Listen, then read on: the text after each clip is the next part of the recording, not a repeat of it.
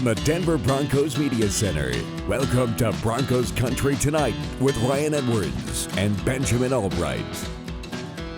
All right, here we go. Welcome to Broncos Country Tonight, breaking down the 2021 Broncos schedule. You've seen it by now. We're going to give you our thoughts. Ben, when you had a chance to take a look at it and break it all down, what did you notice? Well, 2 games on the road right away. It's a little bit of a bummer for the fans. I think the home opener being week 3 is a little bit of a bummer. But these look like fairly winnable games. At New York, at Jacksonville.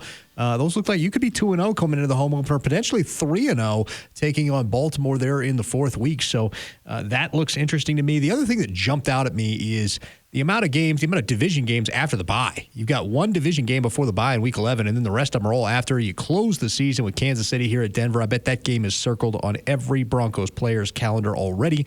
I think that's one that has some personal significance for a lot of players. You know what's really funny is I half expected you with Baltimore on the schedule to be like, oh, the Broncos will be 4-0. No problem at all. Baltimore's an easy pushover team. Frauds, really.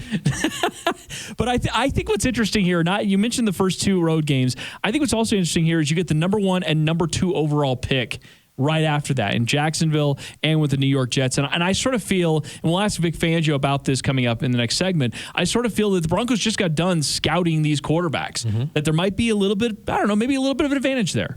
Maybe a little bit. That might help a little. I just like the fact that you get to week 5. Finally, you get a quarterback that can throw in Ben Roethlisberger. So, I shouldn't have given you the end, man. No, not so much. You got 2 rookies and and Daniel Jones. Pat Shurmur having intel on Daniel Jones might help a little bit, knowing what his weaknesses are. That may help against the Giants. The middle of the schedule is really where it starts to get a little tough. You got Baltimore, then you're at Pittsburgh, then you get the Raiders at home. Then you turn around, you got a Thursday nighter at Cleveland, and then you come back and you got Washington, Dallas, Philly, and I think you're at Dallas on that one. So it's kind of weird how this just kind of goes in chunks. It just kind of goes in spates of here's this group of teams that are in the same division, we're playing them. And then here's this other group of teams and you're playing them. And so I thought that was a little more bunched maybe than normal, not as spread out. That could be a good thing. Maybe it helps with travel. I don't know. But overall, I think the front end and the back of this schedule are very winnable, especially after the bye when you've got two games against the Chargers. You got Detroit, you got Cincinnati,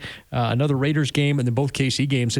To me, the schedule looks eminently winnable. I could see if this team gets all the breaks and stays healthy, a 10-11 win team. I could also see a team that, if it gets gutted and decimated, it could be a 5-win team. The Broncos have to get off to faster starts. With Vic Fangio, that has been one of the biggest issues so far. Is he got off to the 0-4 and the 0-3 start, and it's really tough to dig out of that. Like no matter what happens the rest of the way, you're constantly fighting uphill. And so if you hit a spate of injuries, if you hit a tough part of the schedule, well, there's just nothing you can do because you're already in a deep hole. So you're 100% right. The Giants, Jacksonville, Jets, those are games you got to go 2-1 in there. I mean, and I know like going wins and losses here in May sometimes is a bit of a fool's errand, but that's the point here, though. The Broncos have to find a way to get out to a faster start. But you bring up that middle of the schedule, there's some tough defenses in there. Like whatever you want to say, Baltimore's got a good defense. Pittsburgh's got a really good defense. Cleveland, Washington, they got like 4 games in that 5-game stretch. I'm definitely not going to say anything nice about Vegas. They got 4 games in that 5-game stretch. We're going to be taking some tough defense. We're going to really get a sense of what this offense is at that point. Well, yeah, and looking at this schedule for me personally, I'm just looking on when I get to go to Vegas. No, I'm just kidding. I think rub it in. Yeah. I think that it's Christmas, by the way. It's just Christmas in Vegas. So what could happen? Yeah. Right.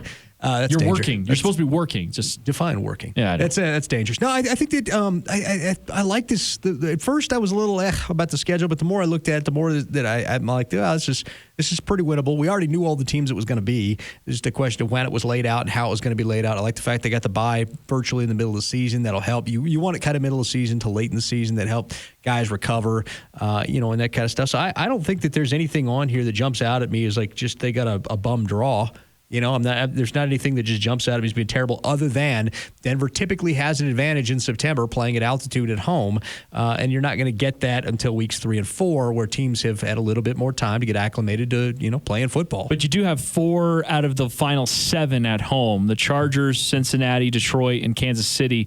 You have 4 games out of those 7 that are going to be at home. And then Kansas City, yes, is a December 5th game. So, yes, going to Kansas City in December can be a little bit dicey. But Vegas and L.A. having those at the end of December and into January, that seems like a nice little break as it turns out, because you could have been playing Kansas City, or you could have been playing, let's see, you're at Cleveland potentially in December. That can be a little bit dicey. At Pittsburgh, any of these road games, at the Giants even in December and January, could have been a bad break. Yeah, I think, looking at this thing, you getting all the division games late will give you time to prepare for some of this stuff too. You're going to see new defense in Vegas with Gus Bradley. You're going to see a whole new team with the Chargers. With Brandon Staley, Vic's protege, as the head coach there now. So you're going to kind of see some things, get a chance to see what it is that they're doing and get some tape down before you play them, rather than having division games where you're just kind of playing them blind. Yeah, and so, I think that you pointed out the division games coming up late. I think the Broncos getting Kansas City late might also be positive in the sense that we already know what Kansas City is going to be. Mm-hmm. You're trying to snap, a 9-game losing streak at this point? Mm-hmm. You already know what Kansas City is.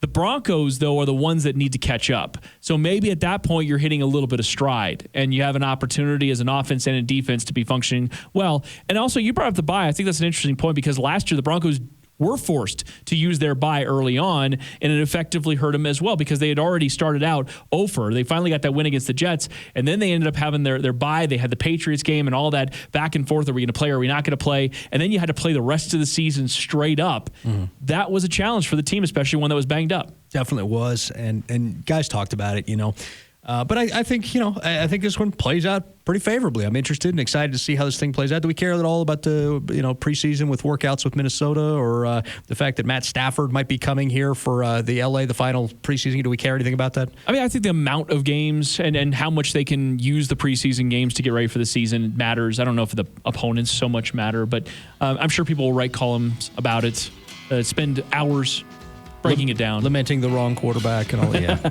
All right, when we come back, head coach of the Broncos, Vic Fangio, joins us. We'll get his thoughts on the 2021 schedule. Don't go anywhere.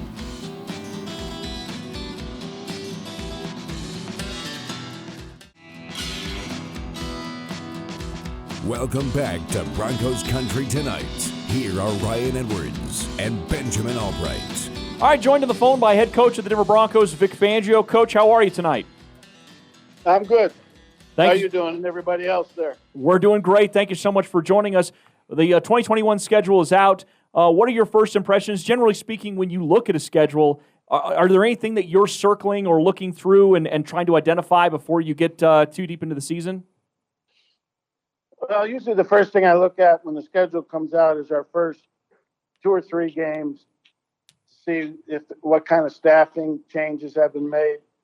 Can we start planning for those games? Because we like to start doing scouting reports and planning for those games this time of year. And, obviously with the Giants, they stayed the same. So a lot of the stuff they did last year is relevant. Jacksonville and the Jets are 2 new staffs. And so you're not able to do a lot of work, A, watching their players, B, executing the schemes they're going to be running against us. So makes it a little bit harder in that regard. That's the first thing I look for. And after that, I really don't look for much. Is there any disadvantage to starting on the road 2 weeks in a row, or would you rather start on the road, get home games later? To me, it doesn't matter.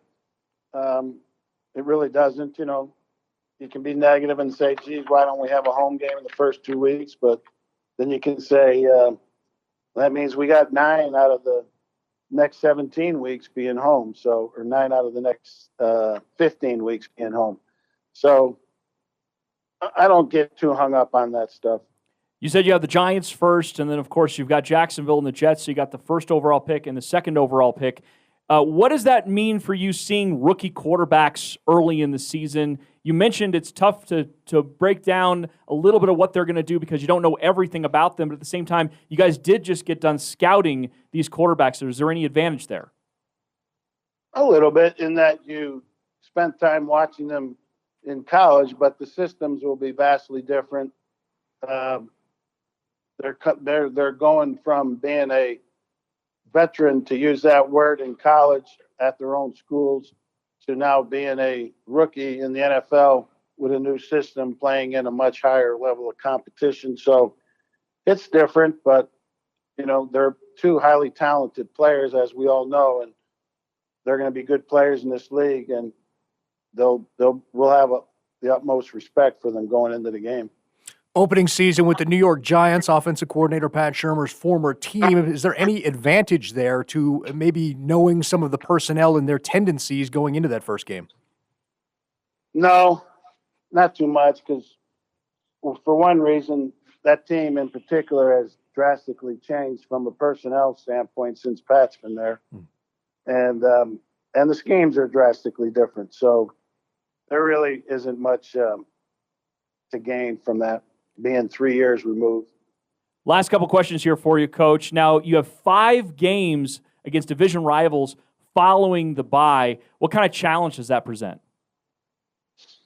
Well, we won't know until we get there.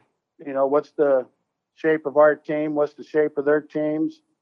What's their record? What's our record? That's so far in advance. It's really hard to give you a quality answer there. You know, it will make for a good finish within the division, for a good race, but it's way too early to give you much of an intelligent answer there.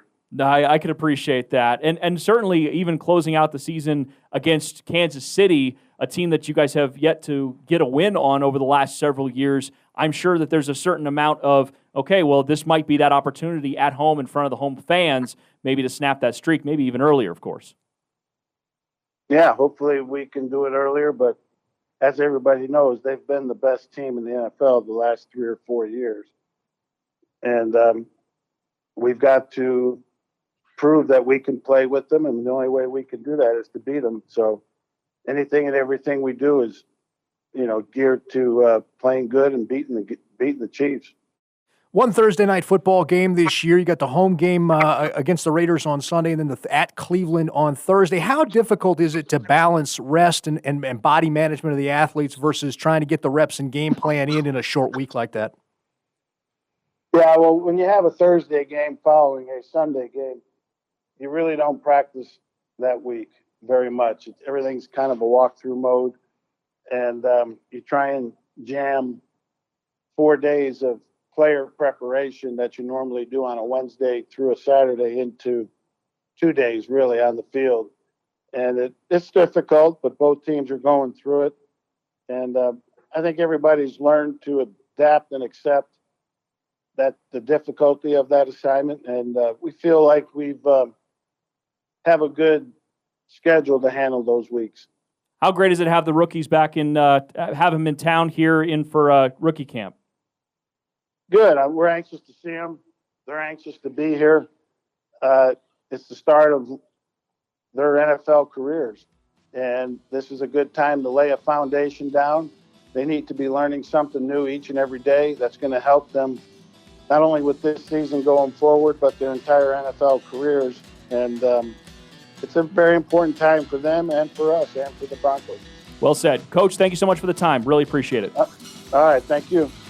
When we come back, Courtland Sutton, Broncos wide receiver 1, is going to join us. Don't go anywhere.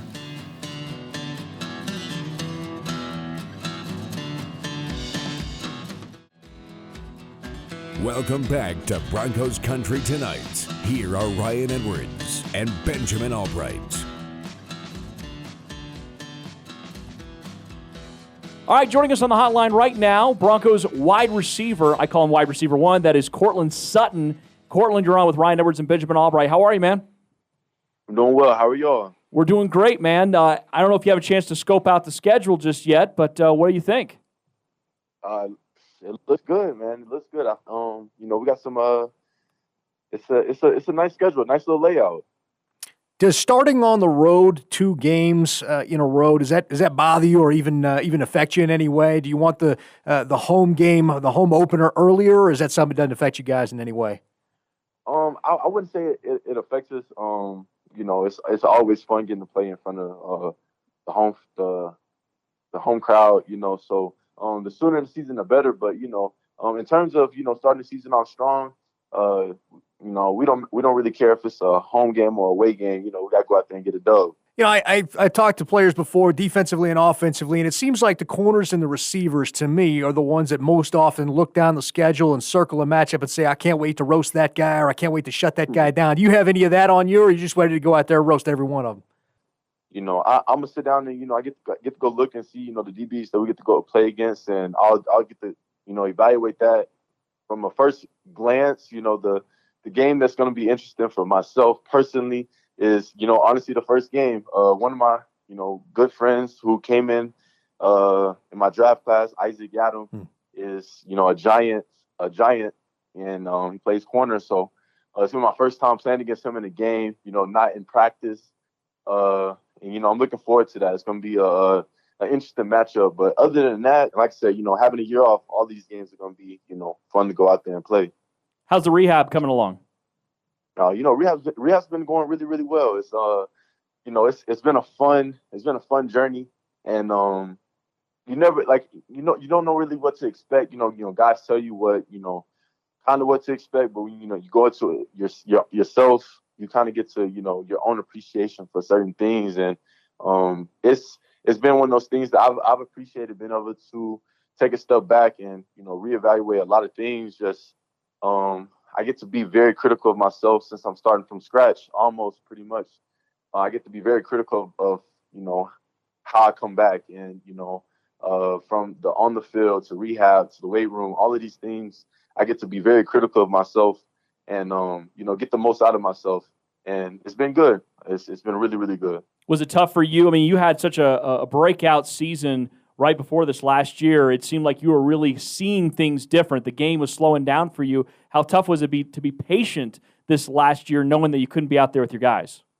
It took time for me to be able to really grasp the situation. But once I was able to figure out that it was all a part of the process, I had to slow it down, and it was all going to be good for me in the bigger picture. I might not have understood it in that moment, and obviously I would love to be able to go out there and help the team go have success, but it wasn't part of my plan. And being able to take that step back, I got to gain not even so much, I wouldn't say a new appreciation, but you get to watch the game from a completely different perspective. And it was nice to be able to talk to the guys after the games, from a perspective of me watching the game from home, from TV, versus watching it from the sideline. You get to see it a little bit differently. And so, it all happens for a reason. And it was a learning opportunity for myself to be able to slow things down and, really even more so be in the moment. Your career has fascinated me with how hard you've worked and how you've turned yourself into what you were in college and what you are now, and how your game has progressed at almost an exponential rate. Is there anything that you picked up during that time that you wouldn't have picked up from being on the field, from watching it from the sidelines and kind of not being out there? Is there anything you learned from that experience that you wouldn't have otherwise gotten? There's a lot of, learning opportunities I feel like I had during this process. I would say one of the thing that I've learned the most is, I guess, when I watch the game from the TV perspective versus watching it on film or watching it from the sideline, you get to, for myself, I watch the game differently now. In a way, watching the game in a different way. I got to go to school and kind of, teach myself how to analyze the game, kind of play OC in my own head. When I come back to the season next year, things will be even slower for me. That's a great answer. Last one here for you, Courtland. Really appreciate the time. What did you think about Drew Lock's progress over the course of the season? I know that didn't go quite the way he wanted to. He got hurt there in the middle, but he seemed to close really, really strong. And I know that he's been working out here, working with Peyton Manning in the offseason. So what did you think about his progress and what you are expecting from him this year? I saw a lot of promise out of Drew. Being able, like I said, watch the film and being able to see it from a different perspective. I got to, see it from, a perspective of not so much I'm a receiver out there running the routes, so more so how does, he control the game. And I would say that he definitely, like you said, finished the season very strong. And I think he definitely plays with this mindset of, he knows that he can go out there and do it. And having people around him, surrounded around him, who believe in him just as much, I think boosts his confidence a little bit more for him to go out there and play with a little bit, a looseness and some swagger. And being able to see him, this offseason, he's been up here pretty much every day since the season ended. You know, I get to see him pretty much every day, and you know, I talk to the dude, and his mind is on a different level when it comes to the game right now. He's thinking about things that the sports professional analysts would say, you know, you want to hear from, you know, a vetted quarterback or a guy who, you know, has won Super Bowls and things like that. And you hear these things that he's saying, and you're like, man, you can tell that he's understanding the game. He's understanding the game even more so. And, you know, that was the thing that I think a lot of people, you know, slept on, was been the patience part of it. You know, he's so close. And I firmly believe that, you know, he needed the reps and needs the reps. And being able to, you know, go back and do a self-evaluation, I think he understands, you know, what he needs to work on and what he needed to work on. And he's been working his butt off all offseason. And talking to him about it, he's excited for the opportunity. I know we're all excited for him and, you know, looking forward to it. Awesome. Hey, Courtland, really great catching up with you, man. Thank you so much for the time tonight. Thanks for watching Broncos Country Tonight. Tune in to Broncos TV every weeknight at 6:30, right here on KTVD Channel 20.